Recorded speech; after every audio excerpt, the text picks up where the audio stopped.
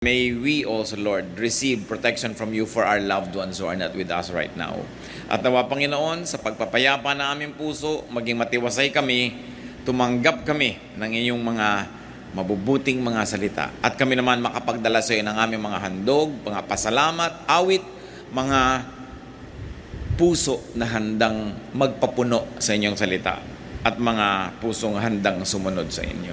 Glorify yourself. Bless your people. Thank you, Father. Be with us. Bless us through your words. In the name of Jesus, your Son, we pray. Amen. Katatapos lang po ng tinatawag nating Lord's Supper at ang Panginoon ay nagpunta sa halamanan ng Gethsemane. Matthew 26:36-38. Then Jesus went with his disciples to a place called Gethsemane, and he said to them, "Sit here while I go over there and pray." He took Peter and the two sons of Zebedee along with him, and he began to be sorrowful and troubled. Then he said to them, "My soul is overwhelmed with sorrow to the point of death. Stay here and keep watch with me." Matapos ang Panginoon ay magbigay ng mga pahiwatig sa magiging masakit at mahirap na karanasan niya sa krus ng Kalbaryo, ang kanyang mga disipulo at siya man ay nagpunta sa halamanan ng Gethsemane. At sila ay nang makarating sa madilim na lugar na ito, iniwan niya yung karamihan sa may bungad at tatlo pa ang dinala niya doon sa may loob-loob ng garden. Si Peter at ang dalawang magkapatid. At sabi niya, "Manalangin kayo, dito kayo, samahan niyo ako sa panalangin sapagkat ako ay sobrang nababagabag." And then the Lord went further into the garden, and alone, he became very sorrowful and very, very troubled. Sinabi niya, "My soul is overwhelmed with sorrow to the point of death." Naranasan na ba nating malungkot na halos ikamatay mo ang lungkot? Yun ang naranasan ng Panginoon. Sabi niya, to the point of death. Sabi niya, "Stay here and keep watch with me." We must note that the highly spiritual and the highly wise could have moments of overwhelming sorrow. Pati si Solomon, sinasabi niya, mahirap maging marunong, mahirap maging maraming naaabot ang kaisipan dahil maaaring meron ka ring maabot na lungkot. Lungkot na nanggagaling sa pangunawa, hindi dahil sa kamangmangan. Lungkot na nanggagaling sa mas malawak mong pag-iisip at pagkakita sa mga bagay-bagay. Mga lungkot na hindi nararanas ng mga hindi gaanong nakararating sa malayo ang pag-iisip. Sabi sa Ecclesiastes 2:17 ni Solomon, "So I hated life, because the work that is done under the sun was grievous to me." What can we do to people who we consider are wise or wiser than we, or more spiritual than we are? We've got to understand them. Maraming dinaranas na hirap ng loob at hirap ng isip yung mga mapag-isip at yung mga higit na maalam kaysa sa atin. Kaya imbes sa pagtawanan ng hindi natin naintindihan, yung mga marurunong na parang sinasabi natin, nababaliw na yata yan, ang layo na lang naiisip, dapat natin silang ipanalangin. Sapagkat ang mga matataas ang espiritu at ang karunungan ay may ministry para doon sa mga di gaanong kataasan ang naaabot. Matthew 26:39. Going a little farther, he fell with his face to the ground and prayed, "My Father, if it is possible, may this cup be taken from me, yet not as I will, but as you will." Dito ay binunyag kung anong nagpapahirap sa loob ng Panginoon. Na kanyang naguguni-guni na, naiisip ang mangyayari sa kanya kung siya ay arestuhin, siya ay litisin, hatulan, pagpasanin ng krus, at mamatay mag-isa sa piling pa naman ng mga kriminal doon sa bundok ng Kalbaryo. At sa kanyang lungkot, pagkahapis, hirap ng loob, siya nagpatira pa sa lupa at nanalangin sa Ama sa langit. At sabi niya, "Kung maaari po sana, Ama, huwag na lang, pass na lang ako dito." Nakikita natin yung humanity of the Lord Jesus. Hindi natin pwedeng sabihin, nagawa naman ni Jesus lahat yan kasi anak siya ng Diyos eh. Nakita natin yung paghihirap din ng kanyang loob.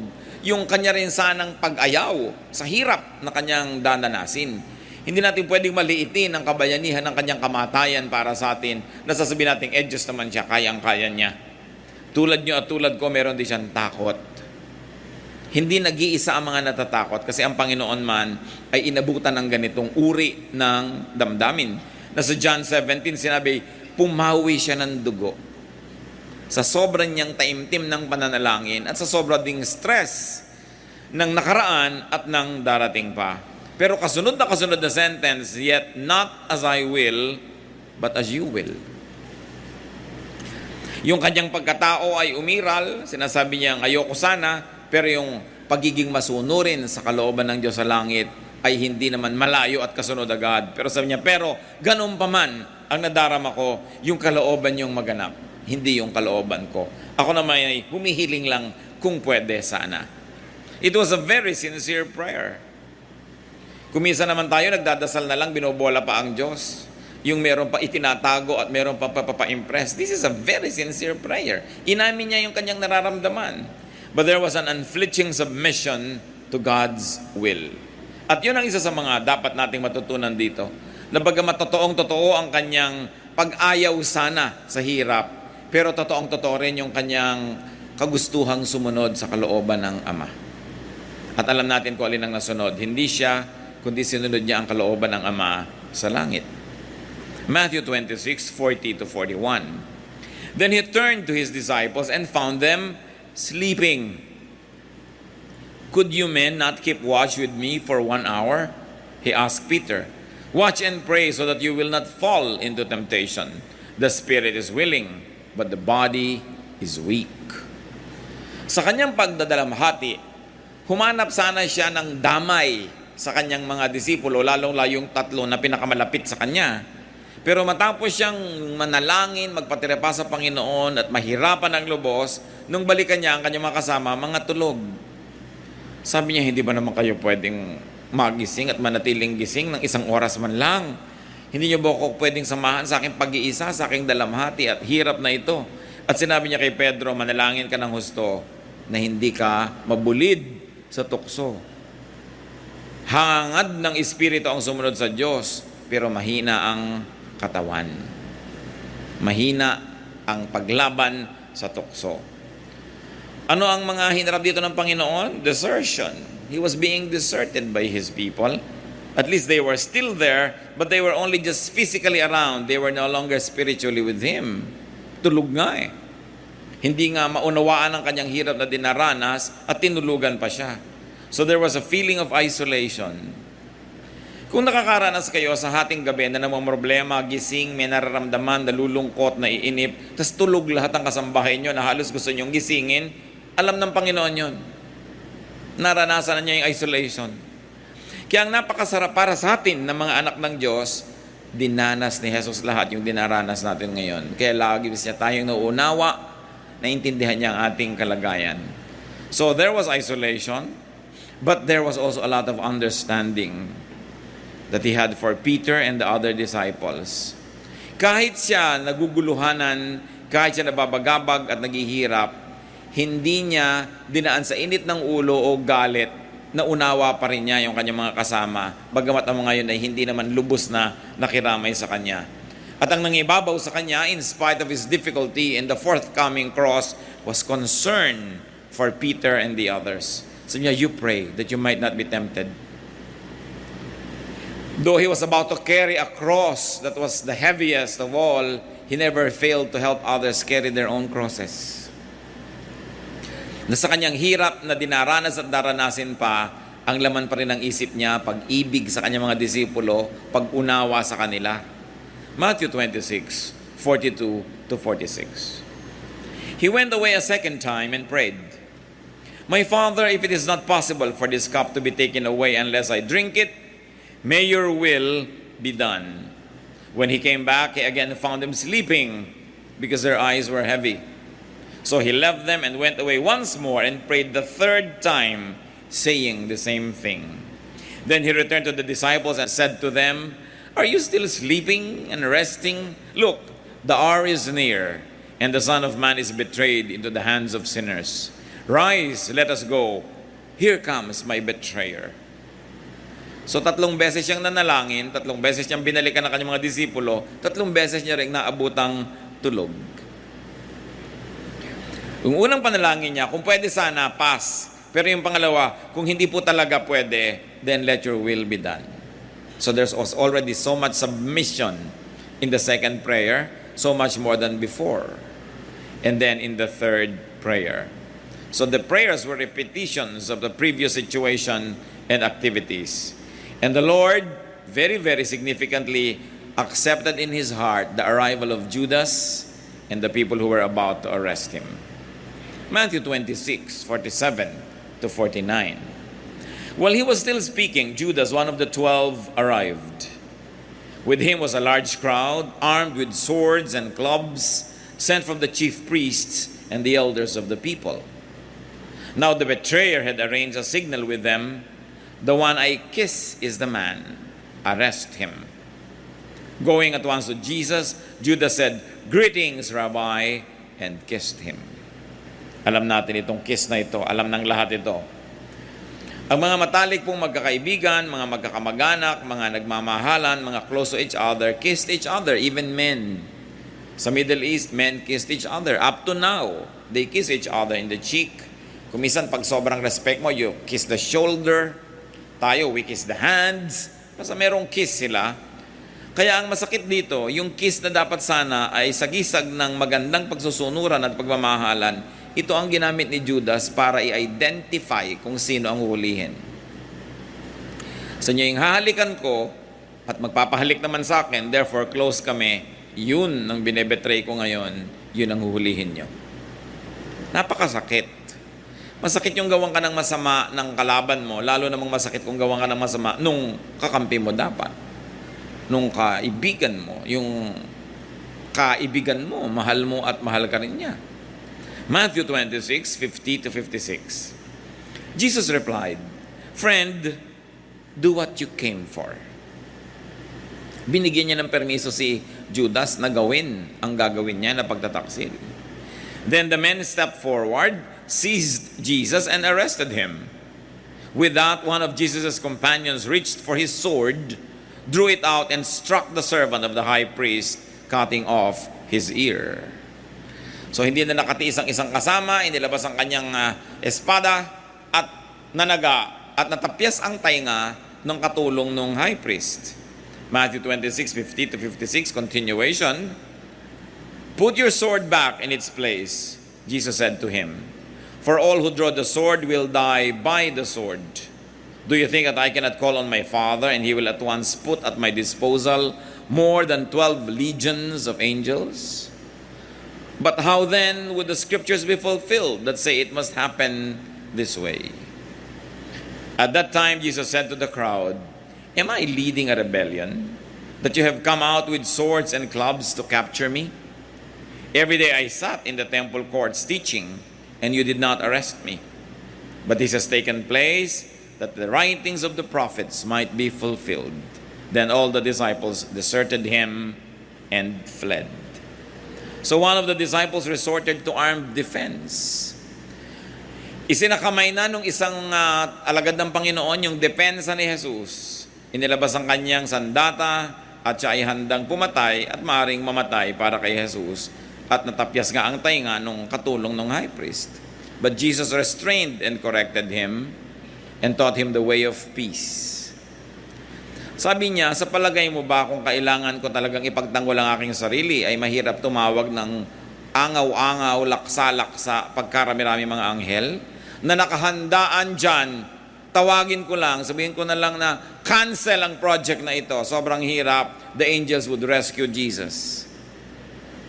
In that difficult moment, heavenly rescue was available but Jesus did not use it.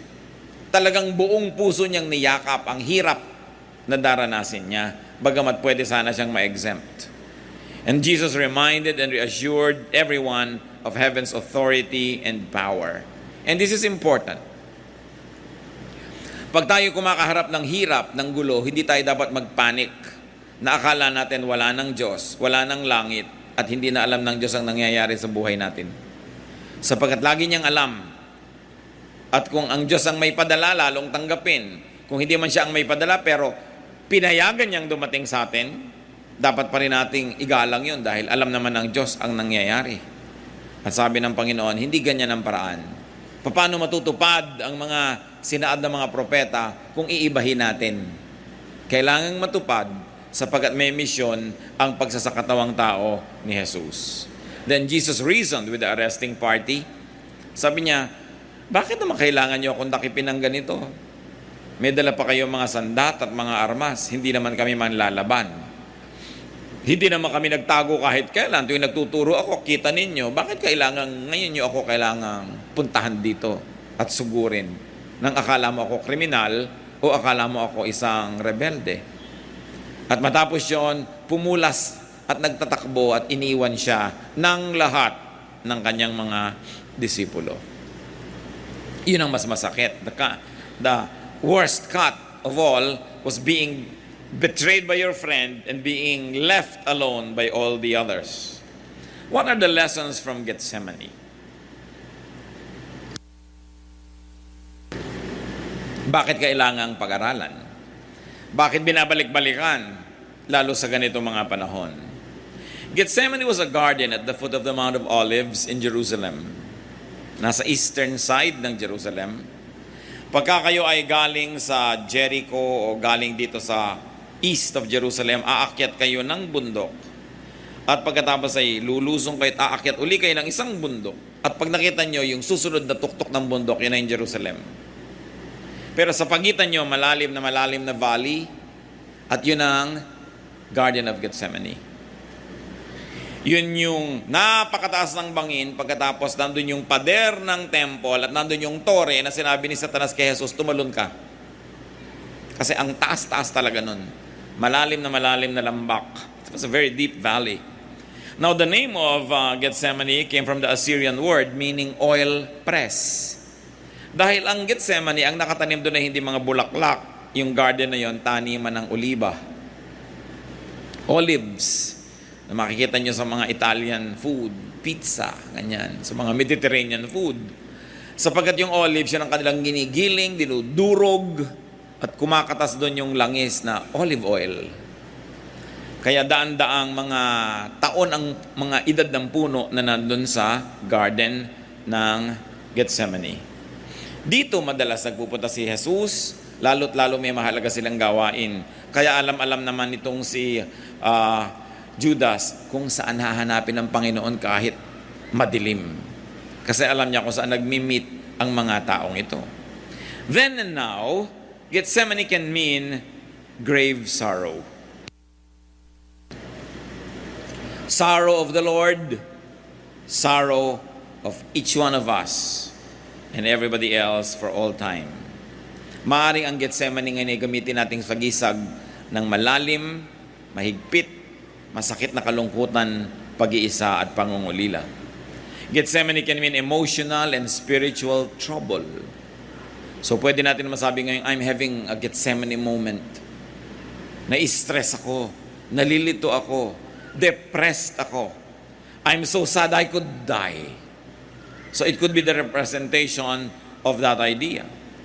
So it's an emotional or spiritual trouble caused by the prospect and fear of physical threat or suffering, or death. Pwede nating i-apply ngayon na ganong kahulugan. Matthew 26:38, ulitin lang natin. Then he said to them, my soul is overwhelmed with sorrow to the point of death. Stay here and keep watch over me. Gethsemane can mean isolation and aloneness. May mga kasama ka pero tinutulugan ka. May kasama ka pero pinagtaksilan ka. May pinagtitiwalaan ka pero bumaligtad. That could be a Gethsemane moment. Gethsemane could stand for betrayal or even injustice. Anong ginawa ang masama ng Panginoon para ma-deserve niya na arestuhin? Kumisan sa ating buhay, mabuti ang ginagawa natin, ang sinusukli sa atin masama, it could be a Gethsemane moment in our lives. And Gethsemane could also mean grave fatigue. Sapagkat ang Panginoon, napakaraming ginawa ng mga nakarang araw, hirap na hirap, pagod na pagod. So there was this emotional, this physical, and this spiritual stress on Him. But Gethsemane could also mean oil press, as we have said. At hindi siguro aksidente na ganyan yung pangalan ng garden na yan. Kasi yung oliba, Kung hindi dudurugin, pipisain, kakatasin, hindi lalabas yung mahalagang langis. At tayo man mga kapatid, para lumabas yung halaga ng ating espiritu, para lumabas yung what is noble and divine in us, many of us have to pass through a Gethsemane experience. Parang bulaklak na kung natapakan mo't nadurog, ay doon lumalabas ang kanyang halimuyak.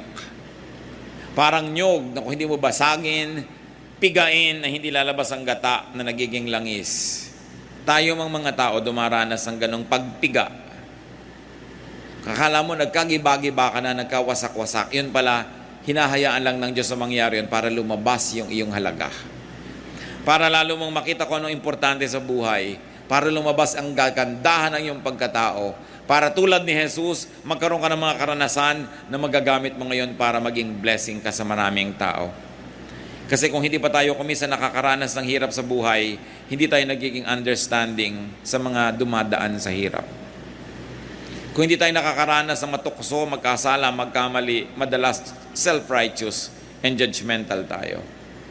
Kaya kung tayo man ay dumadaan sa napakahirap na karanasan, magtiwala kayo, lumapit sa Diyos tulad ng ginawa ng Panginoon at ipagpaubaya sa Diyos ang kanyang ginagawa sa atin, sapagkat kung alam niya ang kanyang ginagawa at tayo naman ay nagsasubmit sa kanyang kalooban, merong magandang kakahinatnan. Ang hirap ay pansumandali, ang kaluwalhatian ng Panginoon ang maghahari kung tayo'y papayag na gawin ng Panginoon ang ginagawa niya. Mahirap man kung minsan yun. Your Gethsemane can turn you from olive to oil, like flour that is crushed. Your fragrance is released when you are crushed. Ayaw natin makrush, ayaw natin madurog. Kung pwede lang sanang mabango ka na lang na bulaklak na hindi nadudurog, why not? Pero kung bulaklak ka, sinasabi mo, ang bango-bango ko, ang ganda-ganda ko, bakit ako nadudurog? Magtiwala ka na may bangong lalabas mula sa iyong paghihirap. Kung hindi ka magiging rebellious, hindi ka magwawala ng tiwala sa Panginoon at ipapaubaya mo sa Panginoon ang iyong kalagayan. So lahat tayo dumadaan sa Gethsemane experiences. Parang kumisa nag-iisa, tinalikuran ng lahat, pinagtaksilan, nahihirapan, walang makaunawa, nalulungkot, nababagabag.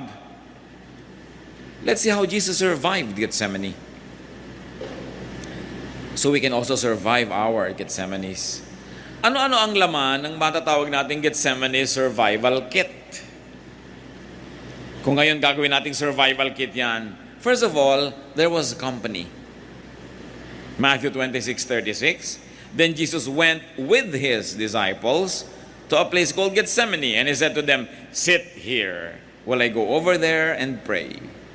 Ang Panginoong Jesus, anak ng Diyos, hari ng mga hari, tagapagligtas ng daigdig, kinailangan din niya, ginusto niya na may makasama. Pag dumadaan tayo sa hirap, mabuting may kasama.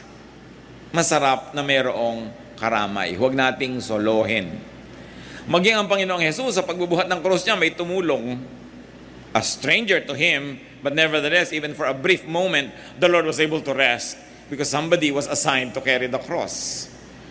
So huwag tayong mapagmataas at huwag tayong maging kuminsan ay may kayabangan na sinosolo natin ang hirap natin. Friends divide our sorrow and multiply our joy. Matthew 26:38, then he said to them, "My soul is overwhelmed with sorrow to the point of death. Stay here and keep watch with me." Hindi siya nahiya, hindi siya nag-alinlangan, hindi siya nag-alangan na aminin sa kanyang mga kasamahan na nangangailangan siya ng company. At dapat ganun din tayo. Kung tayo nabibigatan, nahihirapan, huwag na tayong maglakas-lakasan. Minsan naglalakas-lakasan ka sa harap ng iba, pero may mga mangilan-gilan dapat na matapat ka na honest sa sinasabi mo, samahan mo ko kasi nainip ako. Samahan mo ko kasi lungkot na lungkot ako, nalilito ako, naguguluhan ako, natutulog ka, masarap yung may nagigising ka, huy gising, kwentuhan mo ako. Dahil naiinip ako. Nangyayari sa atin yun paminsan-minsan. Sabi ni Solomon sa Ecclesiastes 4:9, "Two are better than one because they have a good return for their work." Mas mainam na may kasama kaysa wala. So you make and you keep friends. Importante yon, that you make and you keep friends. Even the Lord Jesus needed and wanted company. So have company, especially in Gethsemane moments. Kumisan dahil may kasama tayo, may kausap tayo, nalilimutan natin yung hirap. At yung mga hirap ng loob, yung mga inip, even sometimes suicidal tendencies, hangin lang yun na dumadaan, kailangan lang makalampas na ikaw ay naiwang buo pa. Kaya kailangan pag dumadaan yung hangin na yun, may nakakapitan kami, kasama ka. And what's important, brothers and sisters, give company to people in their Gethsemane moments. Nanay mo naiinip, sige na, magtiyaga ka na gumising, kwentuhan mo na lang.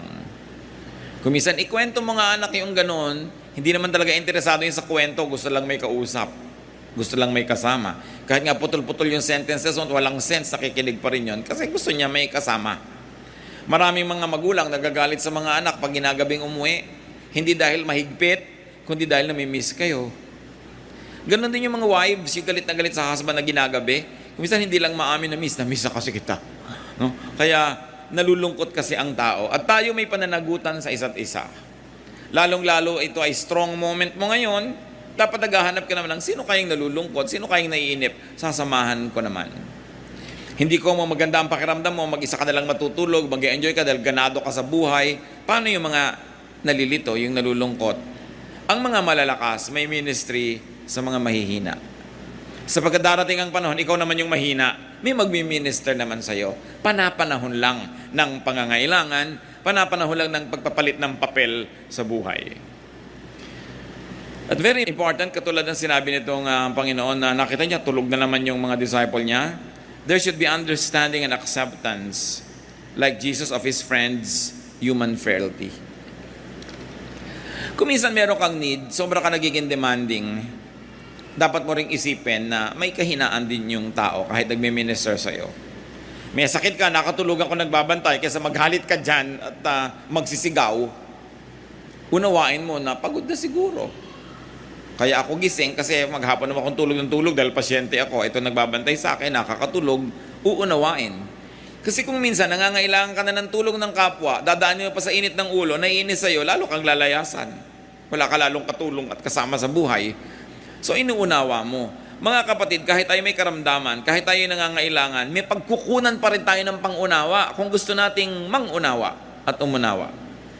Kung minsan lang, kung mapasyente ka, ikaw yung may sakit, akala mo entitled ka na sa lahat ng tantrum mo.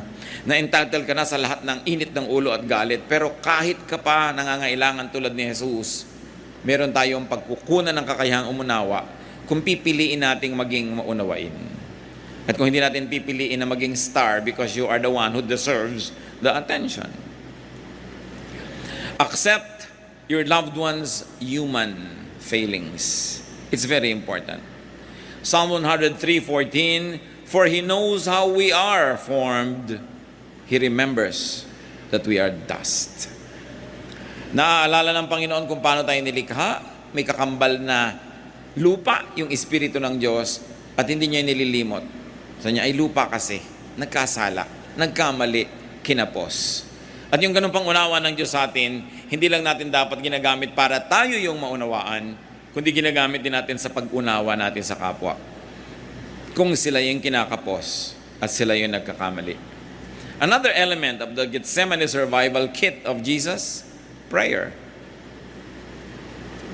Matthew 26:36, Jesus went to Gethsemane to pray. We are strongest when we are at prayer. So, paulit-ulit siyang nanalangin, hindi para ulit-ulitin yung panalangin niya para may points, kundi talagang yun ang laman ng puso niya. Kaya tuwing siya makikipagniig sa Ama sa langit, yun ang nasasabi niya. It was a prayer again and again, but not the usual repetition of pagans to earn points from repetition. The Lord was repetitious because there was nothing else in His heart but what He was praying for. And you know that it was a sincere and honest prayer. What can we learn from this, brothers and sisters? That when we face a Gethsemane moment, we pray. You don't complain, you pray.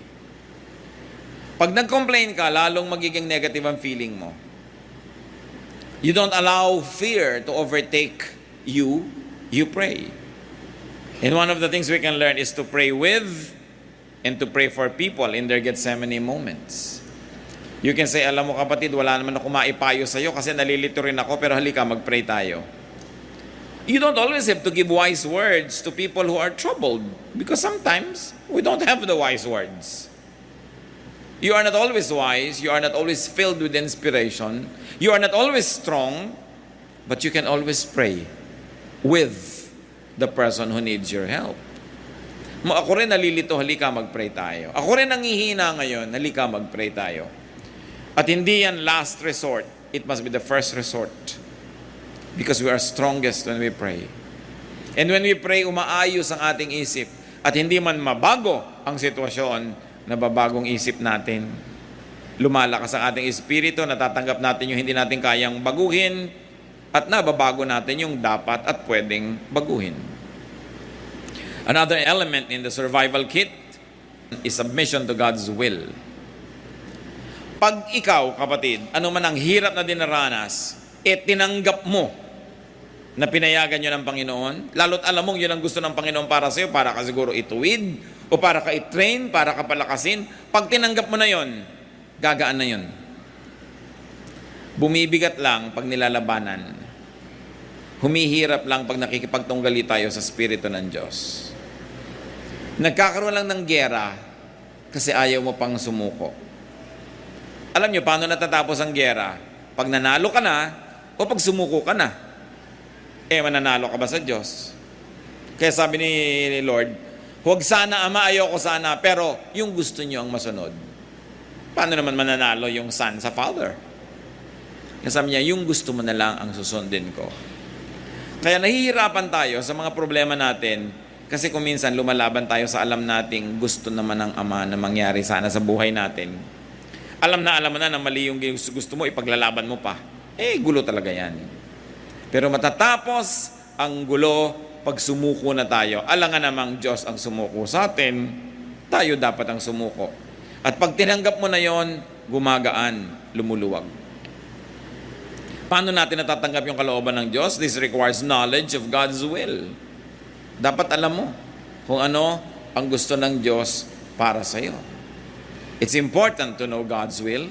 The knowledge of God's will is crucial so that you will be able to accept it. This requires knowledge of God, therefore it requires knowledge of the Scriptures. Dapat alam mo yung Biblia, alam mo yung mga pangako ng Diyos, alam mo yung mga salita niya. Nung siya ay gusto sanang ipaglaban ng isa niyang disciple, sabi niya sa verses 53 to 54, "Do you think I cannot call on my Father, and He will not at once put at my disposal more than 12 legions of angels? But how then would the Scriptures be fulfilled that say it must happen in this way?" So bagamat ang Panginoon ay pwedeng matuksong labanan yung nangyayari, pero sabi niya, pagka hindi natin ito pinayagang mangyari, paano matutupad yung kalooban ng Panginoon? So it is important to submit to God's will. Never forgetting that heaven knows what's going on in your life. Si Paul, meron siyang isang kapansanan o sakit o hirap na dinaranas na ilang beses siyang hiningi sa Diyos na tanggalin. Ang tawag niya dito, thorn in his flesh. Pero sabi ng Diyos, hindi ko tatanggalin. Pero tinanggap na lang ni Paul. 2 Corinthians 12:9, "But God said to me, my grace is sufficient for you, for my power is made perfect in weakness. Therefore I will boast all the more gladly about my weaknesses, so that Christ's power may rest on me." Sabi ng Panginoon, huwag ka nang humingi na tanggalin yung problema mo.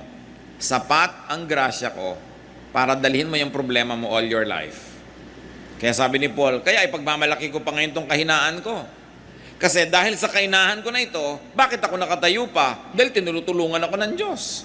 So yung aking kahinaan nagiging patunay na ang Diyos ay nandyan at tinutulungan ako. Kasi kung yung kahinaan ko lang nandyan at wala yung tulong ng Diyos, matagal na ako nawala sa ministry, matagal ko na hindi kinaya.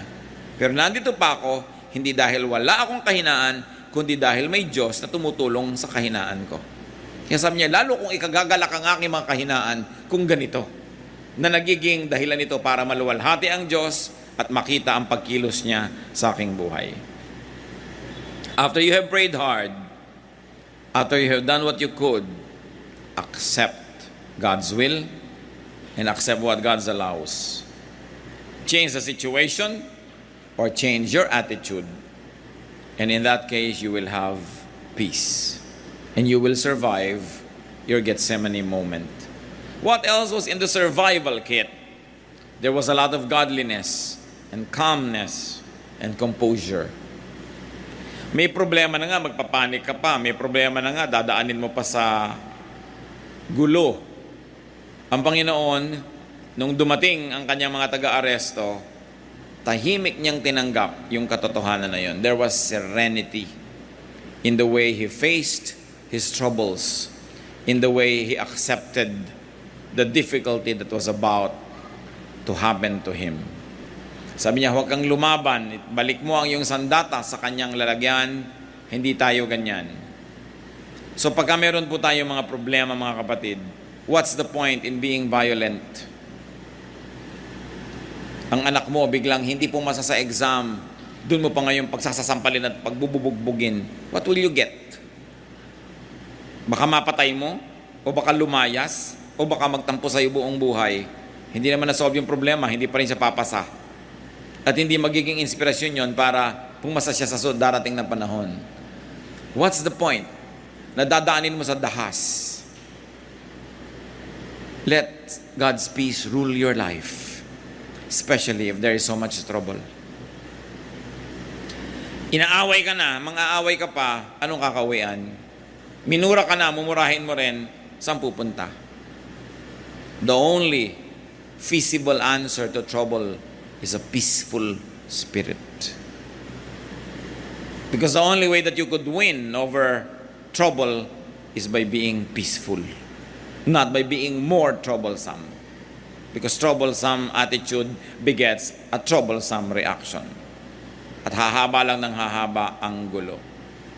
Ang pinakamagandang paraan, payapa, tahimik, matiwasay na pag-uugali. Philippians 4:7, the peace of God, which transcends all understanding, will guard your hearts and your minds in Christ Jesus. Nais kong bigyan ng diin ito. Kung tayo naguguluhan, natatakot, nababagabag, hirap ang loob, ang kailangan natin, the peace of God. And the peace of God transcends all understanding. Read another way, it says, the peace of God tells you to be peaceful when you have all the reason to be troubled. The peace of God tells you to be friendly when the entire environment provokes you to be violent. The peace of God makes you do the impossible. And in doing the impossible, you allow God to work. So practice serenity. Pray for serenity. Choose serenity. When you are provoked, you have two choices. Maging katulad ka niya o ibahin mo yung approach. Sa palagay niyo, sinong magwawagi? Yung makapa-Diyos na pamamaraan. Kaya ang sabi ng Panginoon, pinupuwersa ka maglakad ng 1 mile? Sabi mo, 2 miles na lang gusto mo. Hinihingi yung jacket mo, sabi mo, sando ko, gusto mo rin? Kasi pag natanggal na niya lahat yung gusto niya sa'yo, ano pang kukunin niya? Wala na, tahimik na. Kaya lang kayo patuloy na nag-aaway, ayaw mo ibigay. So ibigay mo yan, matatahimik. Mahirap isipin yun. Paano naman yun? Dinawalan ako? Exactly. Pag pinaandar natin yung sarili nating pangatwiran, doon talaga lalong gumugulo ang buhay. Kasi kung minsan, sa paggawa mo ng baligtad, doon mo nagagawa yung dapat mangyari. Para yung istorya nung araw, ng elementary grades, ako, ewan ko kayo, baka ibang panahon na kayo nag-contest daw yung araw at saka yung hangin. No? Kung sino ang makakapagtanggal ng jacket nitong taong ito. Nagyabang yung hangin. Ako makakatanggal niyan. At talagang pinalakas niya ng pinalakas yung hangin para lumipad yung tao, lumipad yung jacket niya. Pero habang gumiginaw, lalo namang talagang pinakasikip-sikipan ng tao yung jacket niya dahil maginaw. So ano mang lakas ng hangin, di niya nakuha yung jacket. Yung araw naman ngayon, pinainit niya yung araw, andali, di naghubad ng jacket yung tao. Kasi mainit eh. So pagkapilit mong inaagaw, lalo hindi ibibigay sa'yo, there must be a way. Mga mag-asawa, 20, 30 years na mag-asawa, away pa rin ang away, hindi kayo nakakakita ng paraan how to have a peaceful life. Kung lagi nyo nalang pag-aawayan, kung gaano kalamig ang aircon, o kung gaano kalakas ang ventilador, tinatamaan ba kayo o hindi, no? Eh, nakahiga kayo sa iisang higaan, abay, mag-isip-isip kayo, solve nyo yan. Alam nga namang abutin kayo ng 70-year anniversary, nag-aaway pa rin kayo dahil sa electric fan. Babaw naman nun. Hindi kayo magkasundo kung gaano kaasim ang sinigang.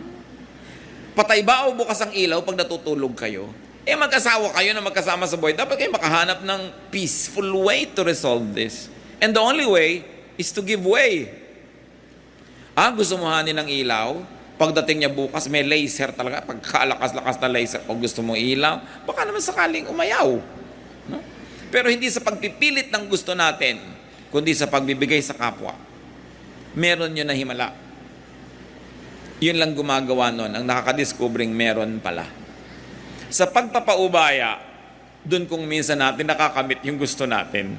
Pero ang sincere na pagpapaubaya, willing talaga magpaubaya. Hindi gimmick mo lang para manalo ka in the end. But really, sincerely.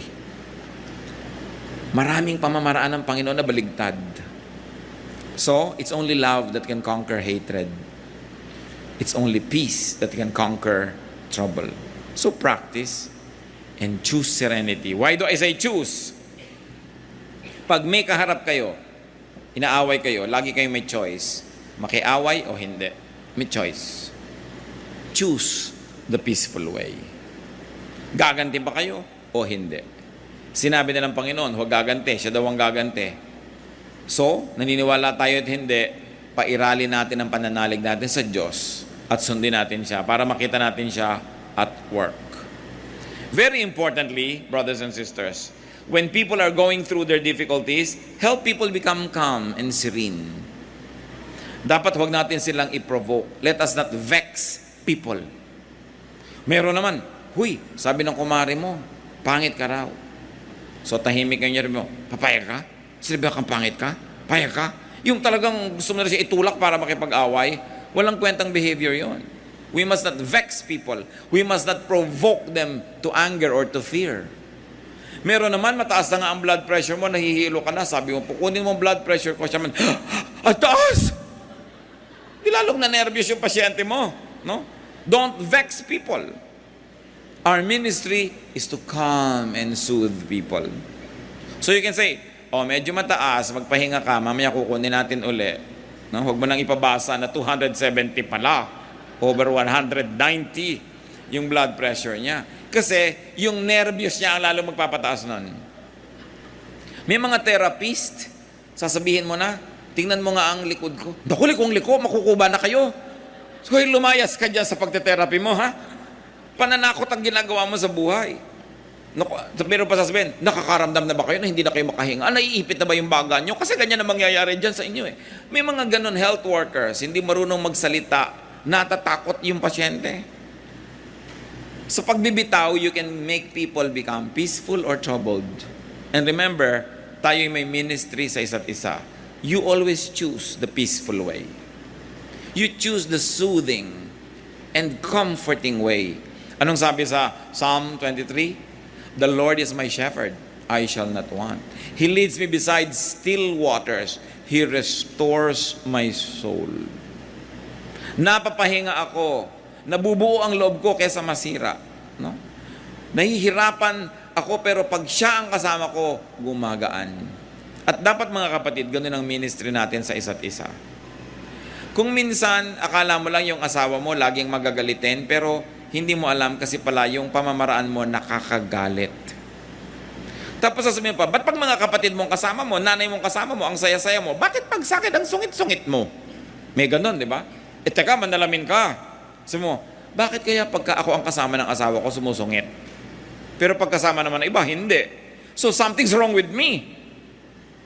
Napoprovoke ko siya, nagagalit ko siguro, kaya siya nagiging ganun. So sa halip tayo magtampo na magtampo, isipin mo, what do I do wrong that turns this gentle creature into a beast pagka ako na ang kausap? Na meron din tayong pananagutan sa ganyan, dapat nating isipin. Do not vex people. Careful with your words and with your actions. Isa pang laman ng survival kit ng Panginoon sa Gethsemane is a lifelong training and discipline in spirituality. Maliit pa lang siyang bata, nag-train na. Train up a child in the way he should go, and when he is old, he will not depart from it. So sanayin natin ang sarili na maging madalanginin, na maging mapaniwalain sa mga katuruan ng Panginoon. Para kung mamimili tayo, kung magduda o maniniwala, automatically naniniwala tayo. Nanimili tayo kung tayo maguguluhan o magpe-pray, automatically nagpe-pray tayo. Tumatahimik ang ating buhay. At kahit hindi natin nasimulan yan nung bata pa tayo, nothing is too late. Walang too late. So train in solitude. Learn to be comfortable with yourself and in aloneness. Kung minsan kahit gusto mong may kasama at gusto kang samahan nung gusto mong sumama sa'yo, malayo siya, may duty siya, hindi niya magagawa. So bagamat masarap na laging may kasama kung nangangailangan, pero kung wala ka na rin kasama, learn to be comfortable with yourself and learn to find solace and strength even in aloneness. Because the truth is, you are never really alone. How can you be alone when the Holy Spirit of God lives in you? How can you be alone when the Father is with you wherever you go? So nobody is really alone. Another lesson, let people have solitude. Pag ang tao namang problema, gusto mapag-isa, bigyan natin ng pagkakataon. Gusto matahimik, huwag tayong tanong ng tanong. Mga kapatid, huwag tayong tanong ng tanong. Pag hindi bino-volunteer, huwag kayong magtatanong. Halimbawa, may magte-text sa inyo alas 2 ng umaga, "Help me, I'm having a very grave problem. Pray for me, pray for me." Tapos hindi naman sinabi kung anong isasagot nyo? What is your problem? That is vexing. That is troubling. Because probably the person doesn't want to tell you. But the person only wants to be prayed for. So yung makadiyos at dissenting tao, imbes mong tanong, anong problema mo? Sabi lang, I'm with you in prayer right now. I'm praying. And then you say, I pray that God will give you strength, anchorage, guidance, faith, whatever. In other words, matatamaan na nung prayer nyo kung ano man yung kalagayan niya na hindi nyo na siya kinorner at pinilit magsabi. Kasi may mga tao gusto lang magpa-pray pero hindi na nila gustong i-share kung ano yon. Respect that. Huwag kayong tanong ng tanong. Merong umiiyak, ba't ka umiiyak? Lalong napayak. Ba't ka nga umiiyak? Ayaw nga sumagot. Shut up. Diba? Ayaw sabihin sa'yo. Manahimik ka. Kasi may panahon para magsalita siya pag komportable na. In that case, hindi ka na nagiging agent of comfort. Nagiging ka na lang, naglalaro ka ng power. Gusto mong mapalabas para malaman mo. You know, because information is power. When you know, you think you're powerful. That's why we try to know secrets. That's why we try to know what is not being given us. So that we can have power over the person. But remember, we are going to minister, not to play power. Mahalaga na iniregalang natin yung mga ganong bagay. When people like to talk, you don't need to ask them. They will. Mag-asawa, wala yung isa, dumating. Tanong ka pa na tanong, nasan si ano? Wala na nga eh, baka nag-away. Diba? Naghampasa sila ng bintana. Gusto ba sabihin pa niya sa iyo, naghampasan kami ng bintana, happy ka na? Nakita mo na nga, ako na lang dumating dito, tanong ka pa ng tanong. Diba? Yung dapat yung mga tao, ilagay yung curiosity nila sa dissenting lugar. Hindi lagi nag-uurirat. So train yourself in restraint, in godliness, and in faithfulness. Luke 21:19, by standing firm, you will gain life. In Timothy 4:7, train yourself to be godly. Hindi nangyayari automatically, we have to practice. 2 Peter 1:5, make every effort to add to your faith goodness, and to goodness, knowledge, and to knowledge, self-control, and to self-control, perseverance, and to perseverance, godliness. So do not tempt and provoke people to be unrestrained. Huwag natin silang kakantiin, kikilitiin, gagalitin. Pag kinausap mo dapat ang tao, kumakalma siya. Then the Spirit of God is in you. We all face and experience our Gethsemanes. Kanya-kanya tayo ng dala sa buhay. Kanya-kanya tayo ng hinaharap ng mga hirap. Kumisan sobrang bigat, kumisan naman hindi masyado. Panapanahon.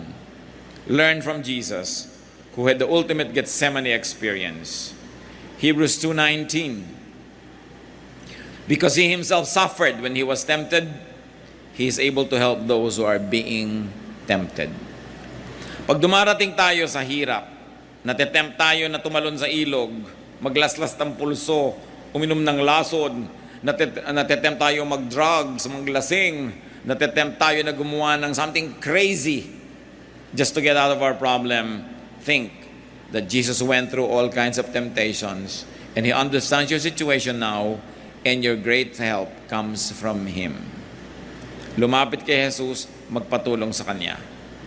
At kung tayo'y dumaranas o nakaranas na ng mga hirap, meron na tayong ministry to minister to those who are just going through that difficulty right now that you have already graduated from.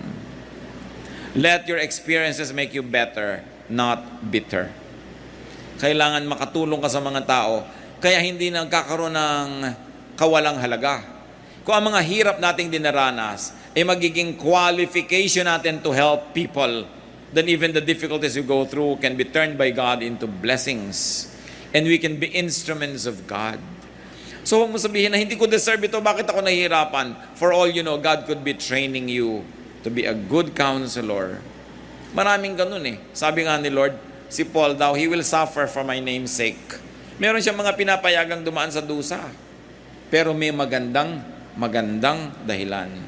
At hindi ka naman mauubusan at mawawala ng gantimpala kung hinayaan mong maging instrumento ka ng Diyos. Dahil ang Panginoong Jesus nga, na anak ng Diyos, siya mismo naging instrumento ng langit para lalo tayong maunawa ng langit na nung ang Espiritu ng Diyos nagsakatawang tao, lalong naunawa ng Diyos ang tao, kaya may kakampi tuloy tayo ngayon. Mga kapatid, lahat ng hirap na dinanas natin, dapat maging dahilan para maging kakampi